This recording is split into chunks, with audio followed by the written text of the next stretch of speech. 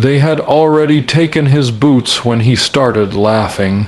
Not a nervous laugh, not the cracked giggle of a man broken by cold and captivity, but a deep, honest sound that rolled across the frozen Belgian field like thunder muffled by snow. The Germans standing around him stiffened. One of them thought the American had finally lost his mind. Another wondered if he knew something they didn't. The prisoner, Staff Sergeant Daniel Danny, Mercer of the U.S. Army, kept laughing until a rifle butt struck his shoulder and forced him to his knees. It was December 1944, and the Ardennes forest had become a maze of smoke, shattered pines, and abandoned vehicles half buried under fresh snowfall. The German offensive had ripped open American lines, leaving isolated units scattered like lost pages from a burned book. Mercer had been running messages between platoons when his jeep stalled in a drift and a patrol surrounded him before he could draw his weapon. They bound his hands with field wire and marched him through the woods to a temporary position, nothing more than foxholes dug around a ruined farmhouse. He wasn't laughing because he thought he was safe. He was laughing because he remembered his grandmother telling him stories about coyotes that played dead until the hunter turned away. Mercer had learned early that fear was contagious, but so was confidence. If he could make them doubt him for even a moment, he might buy himself time. The Germans pushed him into a shallow trench and began searching him again. They found nothing except a folded photograph of a woman and a dog. One of the soldiers held it up, asking questions in broken English. Mercer shrugged. "You tell me," he said, still smiling. The man frowned and tucked the photograph into his own pocket like a trophy. Snow fell harder. A truck rumbled in the distance. The patrol leader, a young lieutenant with tired eyes, questioned Mercer through a translator. They wanted to know American positions, supply routes, radio codes. Mercer gave them nothing but vague answers and jokes about coffee rations. The more he joked, the more irritated they became. They tied him to a fence post near the farmhouse while they waited for transport. The sun slipped lower and the forest turned blue with twilight. Mercer's wrists burned where the wire bit into his skin. He shifted his weight carefully, testing the tension, feeling for weaknesses. He had grown up fixing fences on his uncle's ranch, and he knew that wire never stayed tight forever. Snow melted against his skin, and he twisted slowly, subtly, letting friction do the work. The soldiers nearby smoked and talked. Some were barely older than he was. One hummed a tune Mercer recognized from a radio broadcast months earlier. For a moment he felt a strange sense of calm. War was chaos, but people still hummed songs. People still argued about cigarettes and boots. When the wire finally loosened enough for him to slip one hand free, Mercer didn't move right away. He waited. A truck approached, its headlights flickering through the trees. The patrol gathered near the road to signal it. Only 3 guards remained near him, distracted by the cold and the fading light. He worked the rest of the wire loose and let his hands rest as if still bound. His pulse pounded against his ribs like a drum. He watched their patterns, who turned away, who carried which weapon, who looked bored. He noticed a crate of grenades stacked near a shattered wall, left unattended while the others prepared for transport. The truck pulled up, engines growling. Snow churned under its tires. One guard walked over to untie Mercer from the post. The man leaned close, fumbling with numb fingers. Mercer moved then, fast, precise, driven by training and instinct. He slammed his forehead into the guard's nose, grabbed the man's pistol before it hit the ground, and rolled behind the broken wall. Everything exploded into motion. Shouts in German echoed across the yard. Mercer fired twice, dropping the nearest soldier before the others could raise their rifles.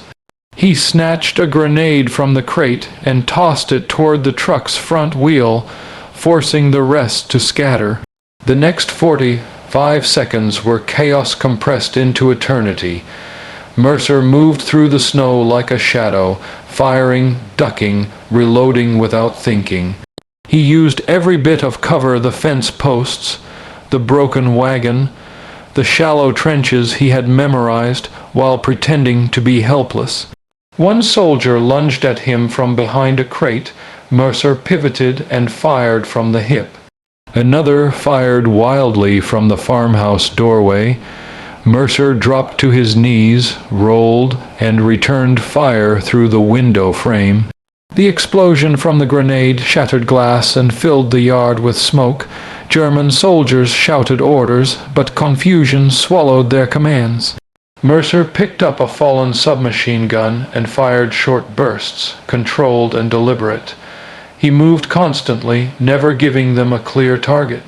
When the smoke cleared enough for silence to seep back into the night, 21 German soldiers lay dead or incapacitated around the farmhouse. The rest had fled into the forest, convinced they were facing a larger force. Mercer stood alone in the falling snow, chest heaving, ears ringing. He didn't feel like a hero. He felt tired and cold and suddenly very aware that he was barefoot. He found his boots near the truck, pulled them on, and grabbed a coat from a fallen soldier. Then he searched for maps and radio equipment. He knew he couldn't stay. German reinforcements would arrive soon. He found a field radio half, buried in snow, and managed to reach an American frequency. Static crackled before a voice answered. Mercer identified himself and reported enemy positions, coordinates, and the state of the farmhouse. The operator on the other end went quiet for a moment before responding with disbelief. Mercer didn't argue. He simply gave the information again. He left the yard before dawn, moving through the forest toward American lines. The cold gnawed at his bones, but adrenaline kept him going. Every snapped twig sounded like a patrol. Every distant engine made him dive into snowbanks. Hours later, he stumbled into a defensive position held by an American infantry company. The soldiers there stared at him like a ghost. He must have looked like one mud, streaked, exhausted, carrying a German weapon and a bundle of captured maps. When he told them what had happened, they laughed at first, thinking he was exaggerating. Then they saw the maps, the radio codes, the details only a survivor could know. Word spread quickly. Officers questioned him repeatedly, writing down every detail. Some doubted the numbers until reconnaissance confirmed the destroyed patrol and the abandoned truck. Others saw something else in his story, a reminder that even in the worst moments, one determined soldier could shift the balance of a battle. Mercer didn't think about numbers. He remembered faces, the humming song, the photograph still missing from his pocket. He wondered if the soldier who had taken it had survived, wore blurred lines between enemy and mirror. In the days that followed, he returned to duty with his unit, refusing offers to rest longer than necessary. The Battle of the Bulge raged around him, brutal and unpredictable. Snowstorms swallowed entire columns. Villages changed hands overnight. Mercer carried messages again, repaired radios, and shared coffee with men who listened why. Died to stories about the farmhouse. Some exaggerated the tale, turning him into a myth who laughed at bullets and outran tanks. Mercer shook his head whenever he heard those versions. I was scared the whole time. He told them. I just didn't stop moving. Months later, after the war ended, he returned home to a quiet town that seemed untouched by the chaos he had survived. People asked him about medals, about heroism, about the moment he fought alone against so many. He told them about cold hands and broken fences, about training that kicked in when fear tried to freeze him in place. Years passed, the story faded into family lore, retold at reunions and barbecues. Children listened with wide eyes. Some believed every word, others thought it was an exaggeration. Mercer never corrected them. He knew the truth lived somewhere between memory and legend. On quiet evenings, he would sit on his porch and listen to distant trains, remembering the sound of that truck rolling into the snowy yard. He remembered laughter, his own, defiant and strange, and the split-second decisions that followed. He thought about the men on both sides who never returned home, whose names disappeared into lists and archives. He kept one souvenir from the war, a bent piece of fence wire he had slipped into his pocket after the battle. It reminded him that survival often came down to small details, unnoticed opportunities, and the stubborn refusal to give up. Decades later, a historian tracked him down after finding German records describing a mysterious American prisoner who had escaped and devastated a patrol in less than a minute. The historian wanted confirmation, dates, names. Mercer provided what he could remember, though some details had blurred with time. He laughed again when the historian asked if he had truly taken down 21 men in 45 seconds. "I didn't count seconds," he said. "I just counted breaths." The story eventually found its way into books and documentaries told from multiple perspectives. Some German veterans described confusion and shock, convinced they were ambushed by an entire squad.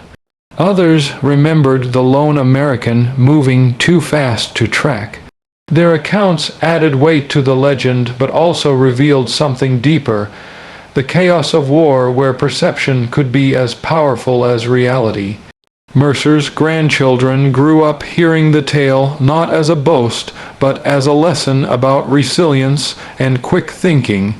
He emphasized preparation, teamwork, and the importance of humor even in dark moments. "Laugh when you're scared," he told them. "It reminds you that you're still alive."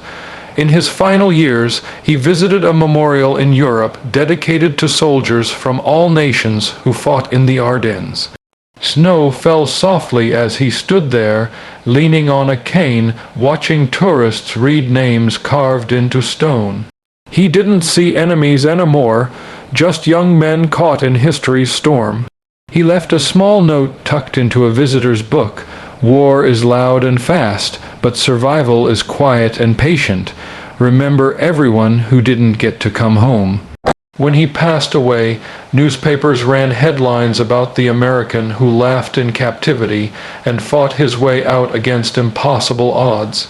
Some articles focused on numbers, others on courage.